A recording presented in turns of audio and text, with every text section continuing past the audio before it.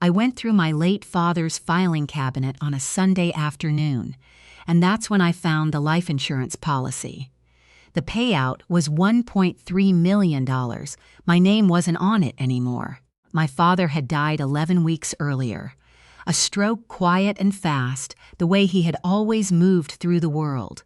He was 74 years old. He had been a high school shop teacher for 31 years in Decatur, Georgia, and he had saved carefully his entire life. He wasn't a wealthy man, but he was a deliberate one. He planned things. He wrote things down. He kept records in a green metal filing cabinet in the corner of his bedroom, and after the funeral, after the casseroles and the condolence cards and the long silences, I was the one who sat down to go through it. My name is Lydia Marsh. I'm 44 years old. I live in a 2-bedroom house in Decatur, about a mile from the house I grew up in. I work as a licensed physical therapist at a rehabilitation center, the kind of steady, careful work that suits me. I have one son, Marcus, who is 20 and studying environmental science at the University of Georgia. I raised him on my own after my divorce, which was 8 years ago, and which at the time felt like the hardest thing I had ever done. It wasn't. I know that now. My ex-husband's name is Troy Marsh. We were married for 9 years. Troy sold commercial real estate, and he was very good at it, the kind of person who could walk into a room and make everyone in it feel like the most important deal was the one they were about to make together. He had a gift for making people feel seen. I mistook that gift for character. I shouldn't have, but I did, and I spent 9 years learning the difference. We divorced in 2016. I was 36. The divorce was my decision, made after 2 years of what I can only describe as a slow erosion, the kind where nothing dramatic happens, but something essential just quietly disappears until one day you realize you have been living alone inside a marriage for a very long time. We went through mediation. Troy presented financial documents. I reviewed them. There were some joint accounts, the equity in our house, a modest retirement fund. We divided things. I walked away with enough to buy my current house and a settlement that covered Marcus's basic needs through high school. Troy moved into an apartment in Buckhead. We moved on, or I thought we had. The filing cabinet had 4 drawers. The bottom one was locked, which surprised me. My father had never mentioned a locked drawer. It took me 20 minutes and a butter knife to find the small key taped to the back of the cabinet itself, which was exactly the kind of hiding place my father would have chosen. Obvious to someone who thought to look, invisible to someone who didn't. Inside the bottom drawer were 2 things: a sealed envelope with my name on it in my father's handwriting, and a manila folder labeled Insurance. I opened the envelope first. It was a letter, 2 pages, written by hand in my father's careful print. He explained that he had purchased a life insurance policy in 2013, 3 years before my divorce, naming me as the sole beneficiary. He had never told me because he didn't want me to think about his death, which was exactly the kind of reasoning that was completely my father. The policy was through a company called Southern Heritage Life. The payout, he wrote, was $1.3 million. He hoped I would use it to take care of myself and Marcus, and if there was anything left over, maybe something nice. That was his phrase, something nice. I sat on the edge of his bed and read the letter twice. I cried. Then I opened the manila folder.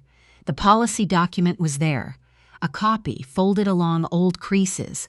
I found the beneficiary page near the back. The primary beneficiary listed was not me. It was a name I didn't recognize at first.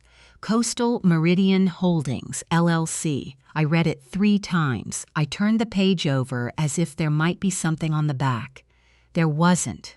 I set the document down on my father's bedspread and looked at the window and tried to remember how to breathe normally. Coastal Meridian Holdings. I had never heard of it.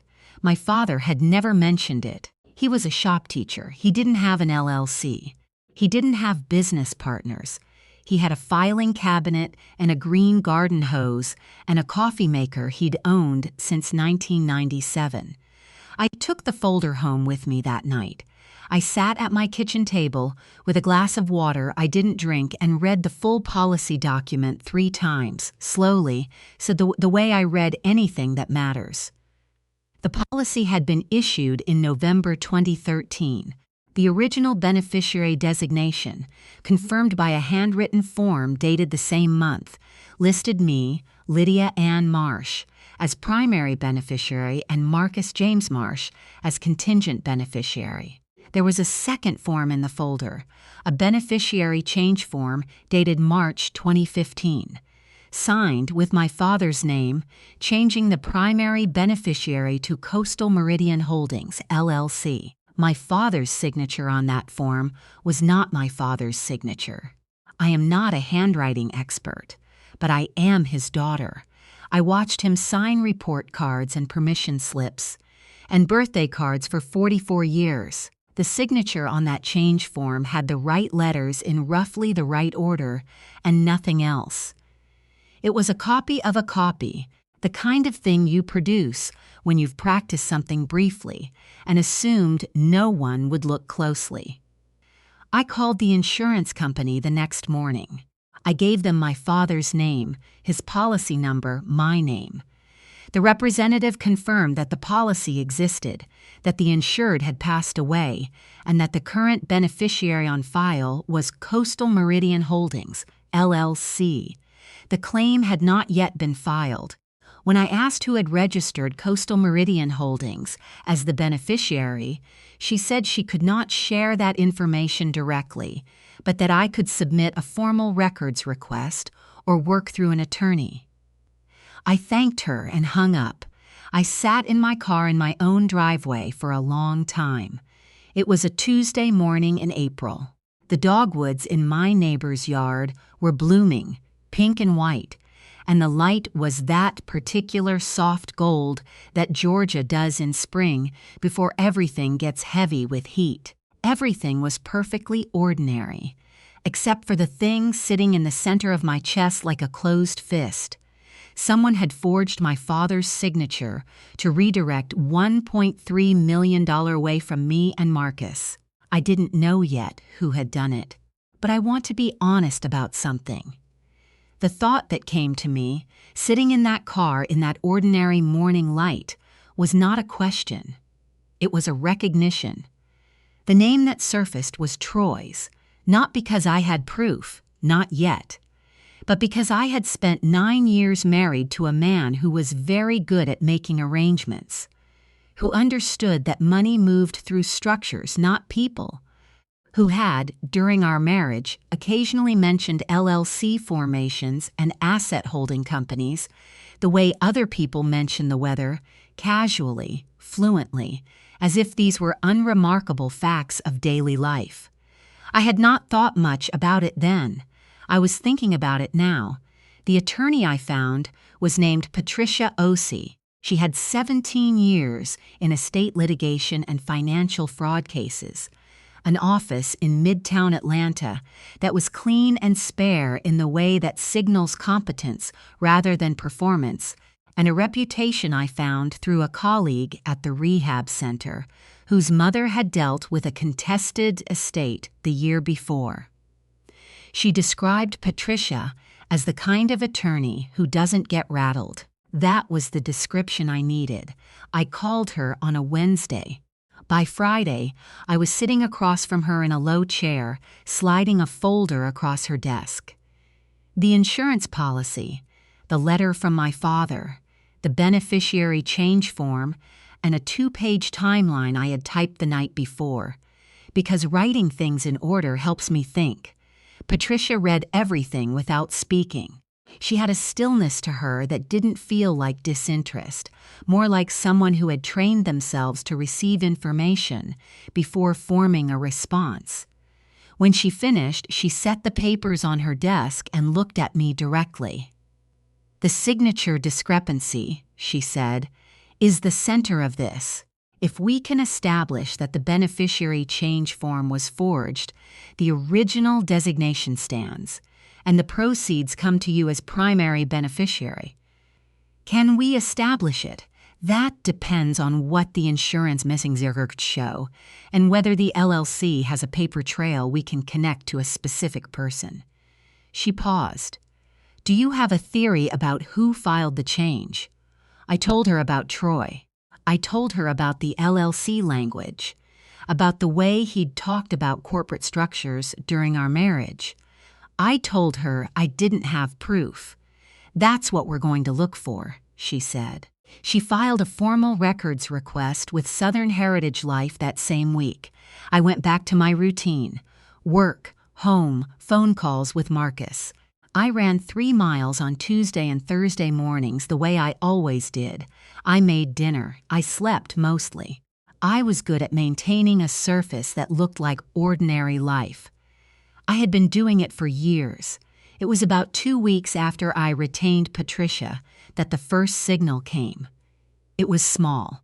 Marcus called me on a Thursday evening, and within the first 10 minutes, he mentioned carefully, the way he always gets careful when something is uncomfortable, that his father had texted him that day.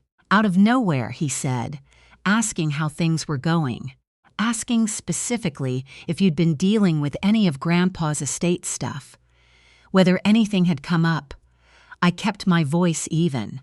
"What did you tell him? That you were handling it, that things were fine?" Marcus paused. "Mom, is everything fine?" "Everything is fine, baby," I said. "I'll talk to you soon." I hung up and stood in my kitchen and felt the particular chill of confirmation without proof. Troy was asking about my father's estate. He was asking through our son, which meant he was being careful, which meant he had something to be careful about. I called Patricia the next morning. She told me the insurance company had received our records request and that we should expect a response within 2 to 3 weeks. She also told me she had done a preliminary search on Coastal Meridian Holdings, LLC. It was registered in Georgia, formed in February 2015, 1 month before the beneficiary change form was signed. The sole registered agent was Troy Allen Marsh. I wrote that down. I set down my pen and looked at what I had written and felt something settle in me, something below thought, below emotion, just a weight shifting into place. I'd known. I had not let myself say it out loud, but I had known since I sat in my father's bedroom and read that beneficiary change form and felt the wrongness of the signature in my chest before my brain had caught up.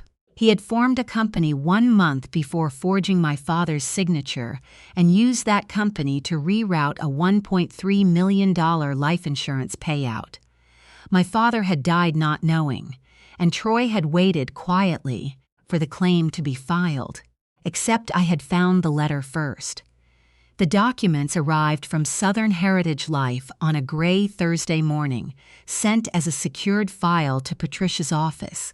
She called me within the hour. I drove to Midtown and sat across from her again while she walked me through what the records showed. The change request had been submitted in March 2015 via a notarized form. The notarization stamp belonged to a notary public in Fulton County named Dennis Hale, whose license Patricia had already checked, had been suspended in 2017 for irregularities in document authentication. The signature on the form did not match the signature samples Southern Heritage Life had on file from my father's original policy application.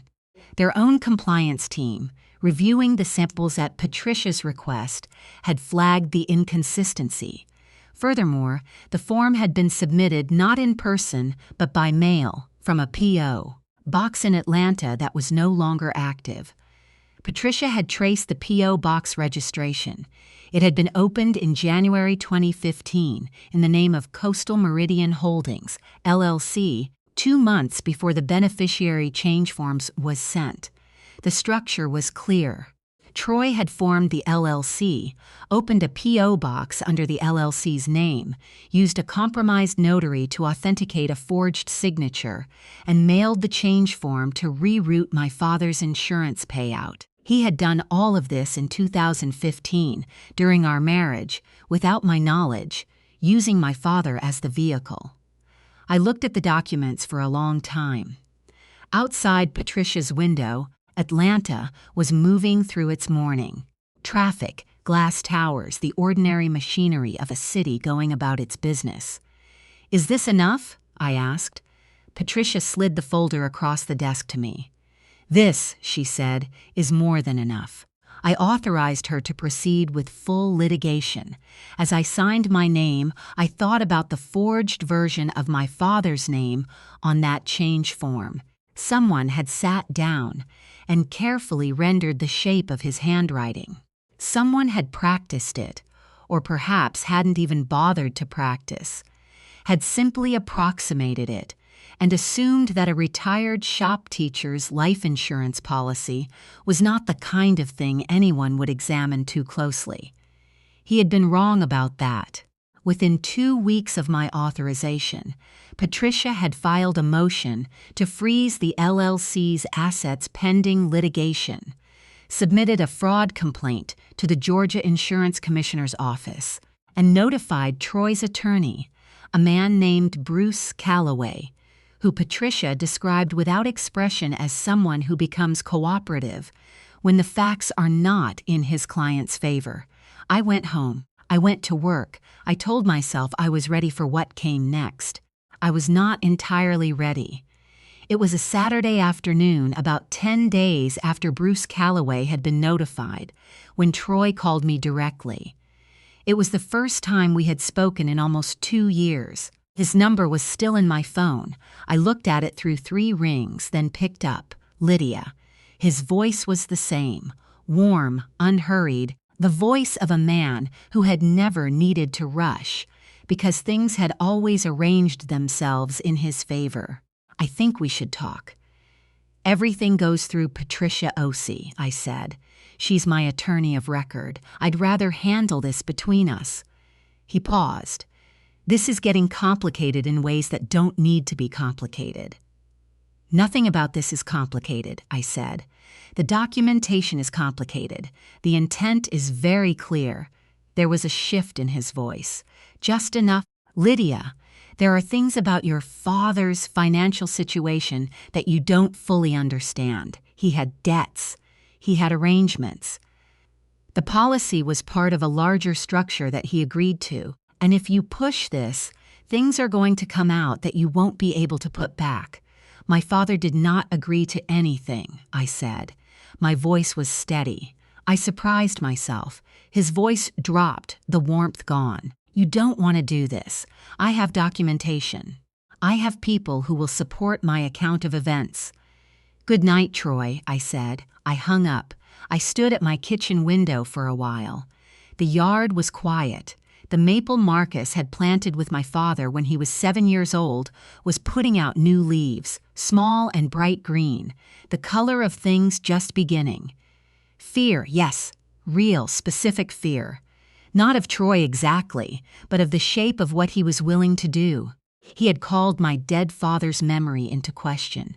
He had implied, obliquely and deliberately, that my father had agreed to something. It was a lie, and he knew it was a lie, and he had said it anyway with the calm voice of a man who had built a professional life on knowing exactly what to say. I called Patricia the next morning and reported the call in full. She told me to write it down and email it to her immediately.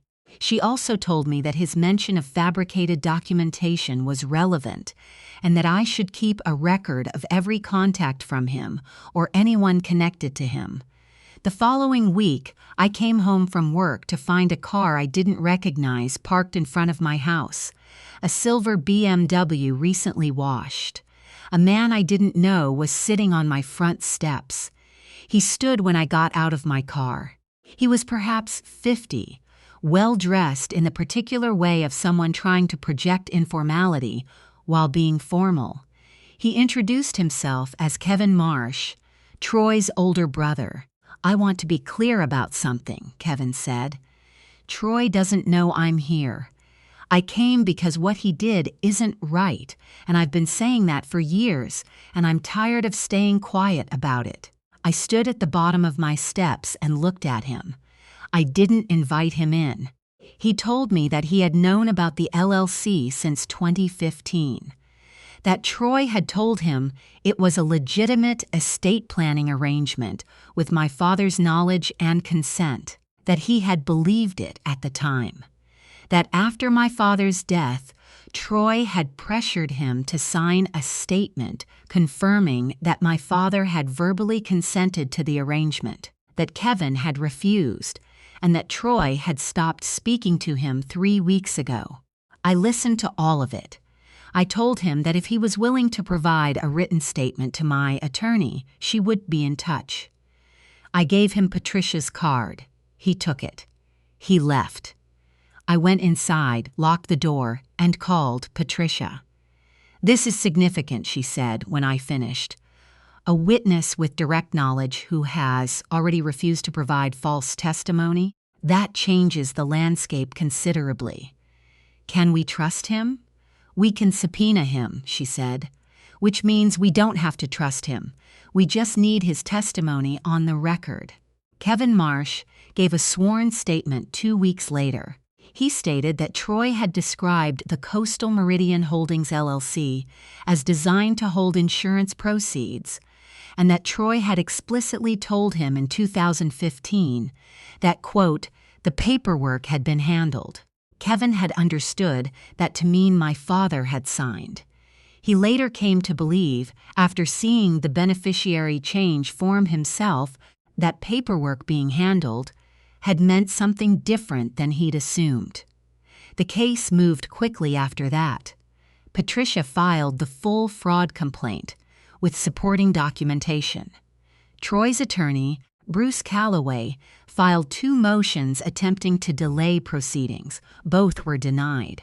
A character statement was submitted on Troy's behalf by a former business associate, claiming that my father had verbally expressed support for the LLC arrangement. Patricia's response noted that the associate had co-invested in 2 of Troy's commercial real estate projects and had a direct financial relationship with the defendant. The statement was not struck from the record, but the conflict of interest was formally noted. The pressure from Troy's side went quiet after that, not resolved, just quiet.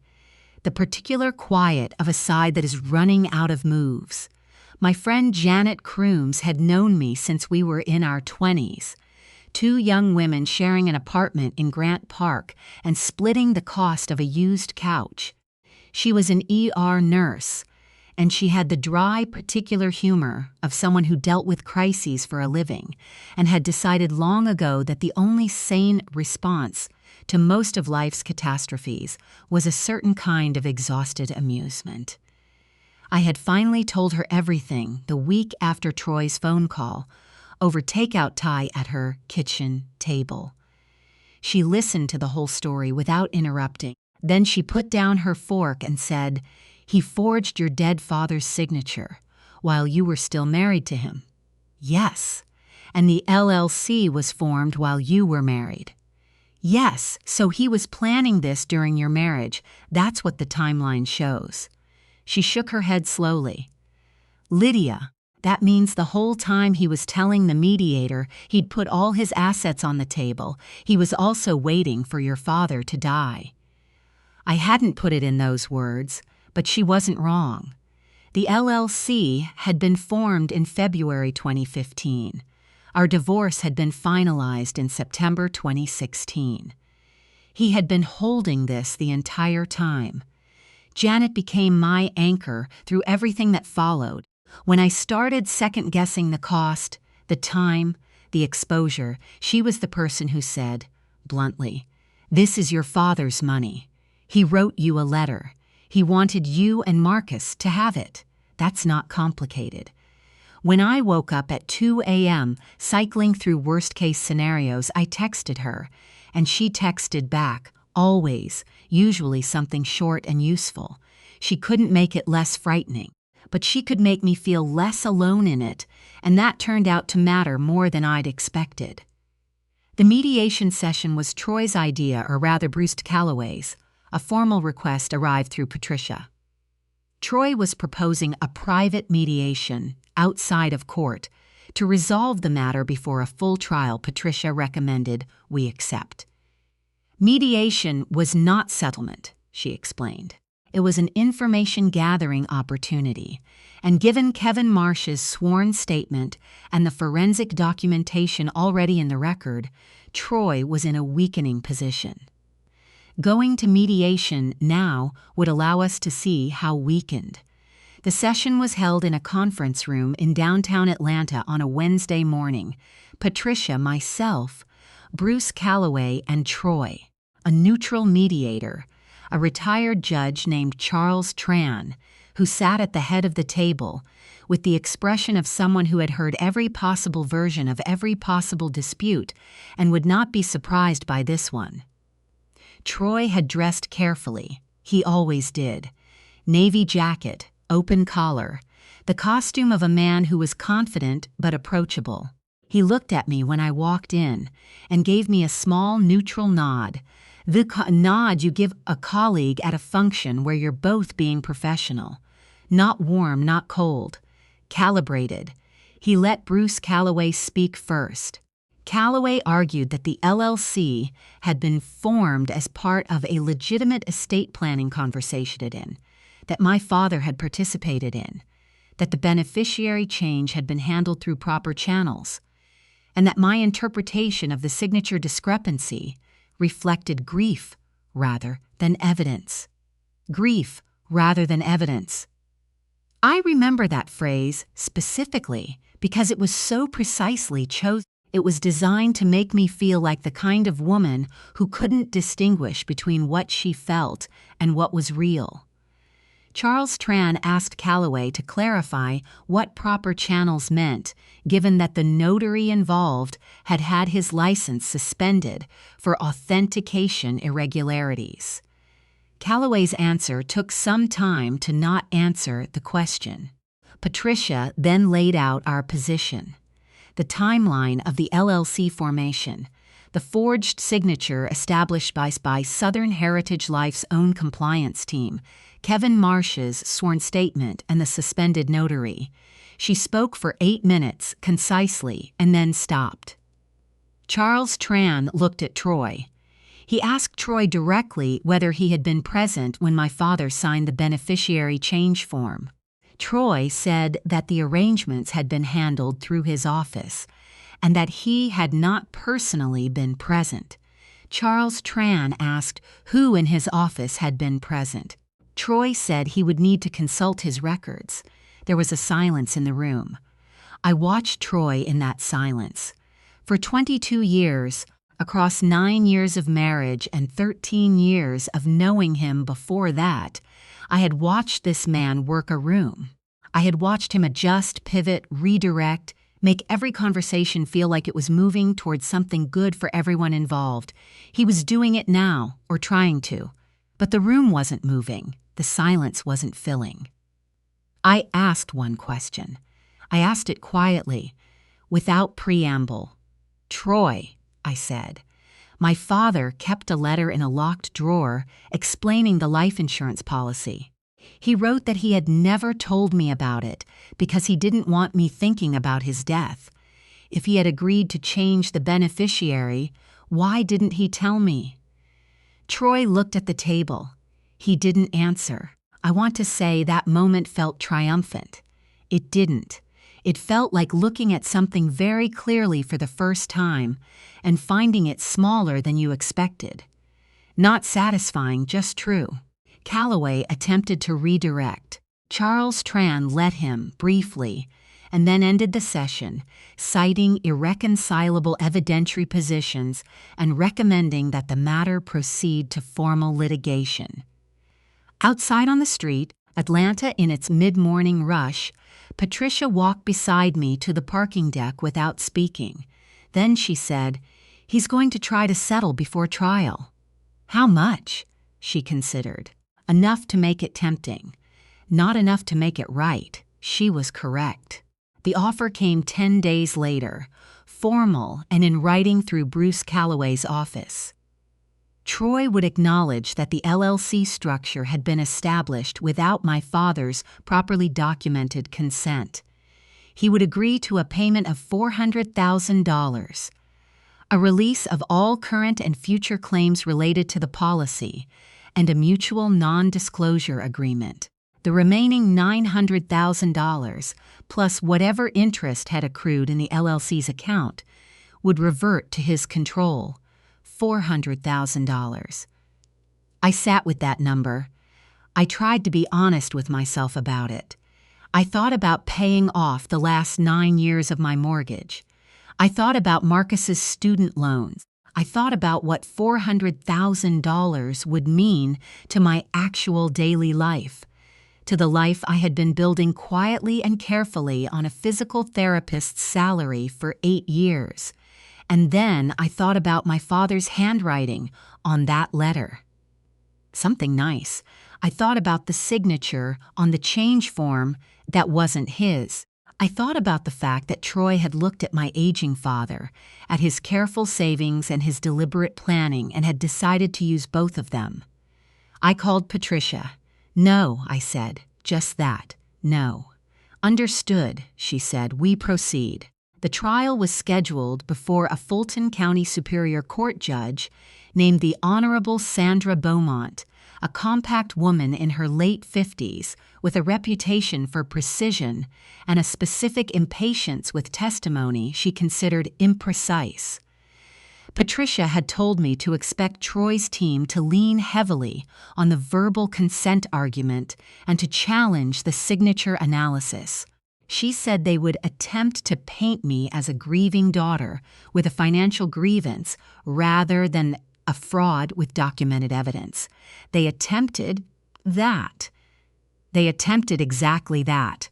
What they did not successfully account for was Kevin Marsh. Kevin's testimony was given quietly, in plain language, with the specific credibility of someone who was actively harming his own family relationship by being there.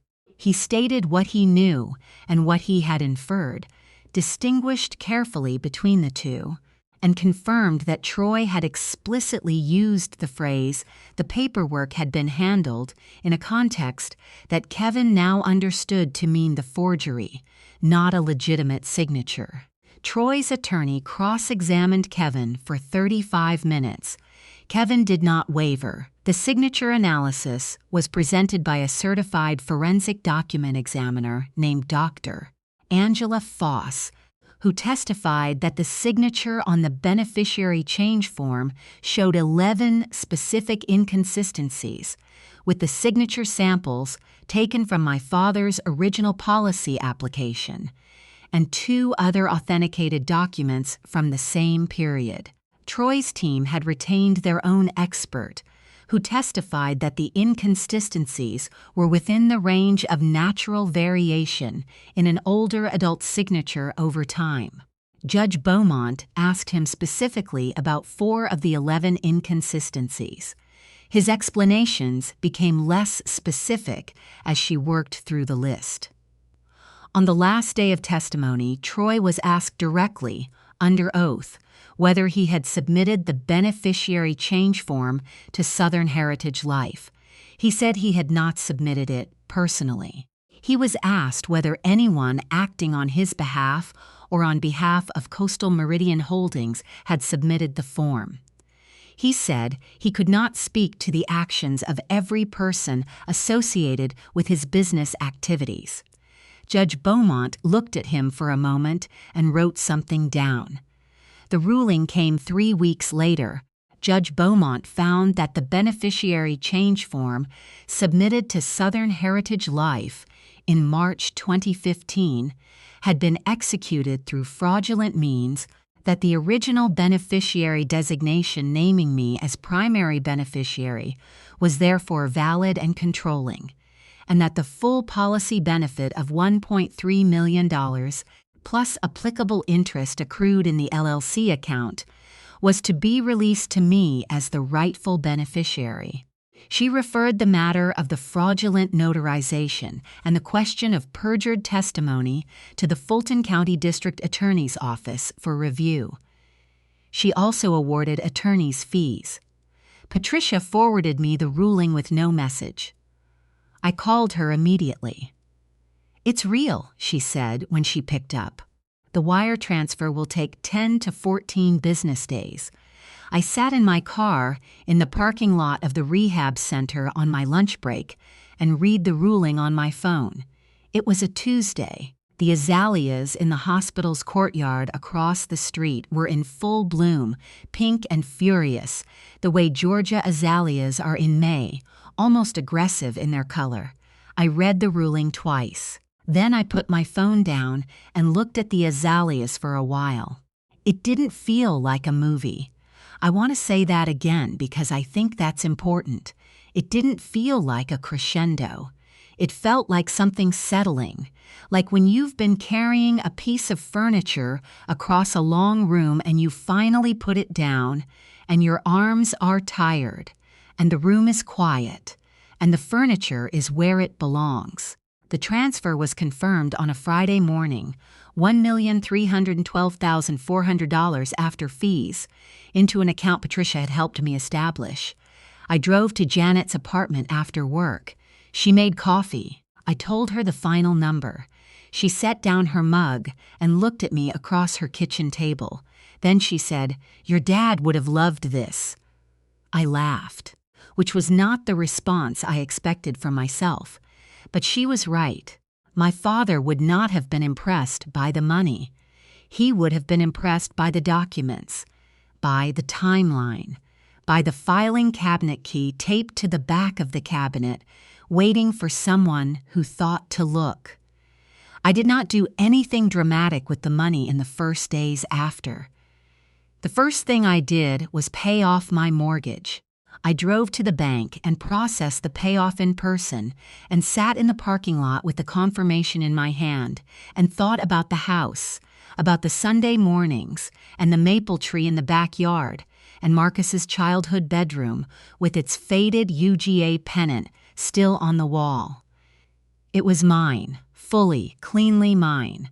The second thing I did was establish a trust for Marcus, enough to cover his remaining tuition, his student loans when he finished, and a foundation he could build from without it defining what he built. I called him and told him there had been a legal settlement related to his grandfather's estate. He was quiet for a long moment. Then he said, "Mom, did something happen with Dad?" I told him the truth, as much of it as a 20-year-old needed to hear from his mother, about his father. He was quiet again. Then he said, "I'm sorry you had to deal with that." "Don't be sorry," I said. "Your grandfather made sure I could handle it." The third thing I did was pay off Janet's car and her remaining credit card debt, which she had accumulated during a period of medical leave 2 years earlier. I did not tell her in advance. I processed the payments and then called her. She said, "Lydia Ann, you cannot do this." I said, "It's already done." She said a word she doesn't usually say, and then she cried and I cried. And then she said, through the crying, that I was the most stubborn person she had ever known in her entire life, and I took that as the compliment it was. Troy's situation, I learned through Patricia, in the months that followed, became difficult. The district attorney's office did open an investigation. The investigation resulted in charges related to the fraudulent notarization scheme. His attorney negotiated a plea. Troy received 18 months of probation, a substantial fine, and a requirement to cooperate with the investigation into Dennis Hale's notary fraud network, which turned out to extend well beyond my father's policy. 3 of his commercial real estate contracts were terminated when the case received coverage in the Atlanta Business Chronicle. Coastal Meridian Holdings, LLC was dissolved. I did not look for details beyond what came to me naturally. What he was dealing with was not my story. What I noticed, and tried not to give too much attention, was that the version of Troy's life that had depended on everything going smoothly had become considerably less smooth. I left the rehab center in the summer after 8 years. I gave full notice, finished everything in process, and left on good terms with people I liked. I took 2 months and did very little. I drove up to the North Georgia mountains twice and stayed in a small cabin, and read and walked and cooked my own meals and slept as long as I wanted. I visited Marcus at school, and we spent a weekend hiking in the Smoky Mountains. And on the second evening, we sat outside at a picnic table while the light went gold through the trees. And he said, "Grandpa would have liked this." And I said, "He really would have." In the fall, I started a small private practice doing home-based physical therapy for patients navigating recovery after orthopedic surgery. Careful work, the kind I was already trained for, done entirely on my terms and on my schedule. The work felt meaningful in the particular way that things feel meaningful when you are doing them because you chose to, and not because you had to. My father's filing cabinet is in my house now. I moved it after I cleared out his place. It's in the corner of my spare bedroom, the same green metal, a little scuffed on the bottom corner where something hit it years ago. The locked drawer opens easily now. I keep things in it, documents mostly, the policy documents, the court ruling, a copy of my father's letter, and in the very back of the drawer, taped where I can see it when I open the folder, is a photograph. My father at the kitchen table in the house I grew up in, teaching Marcus to use a hand plane when Marcus was about 8 years old. My father is guiding Marcus's hands on the wood. Both of them are looking down. Both of them are smiling. He was a careful man. He planned things. He kept records. He was right to trust me with them.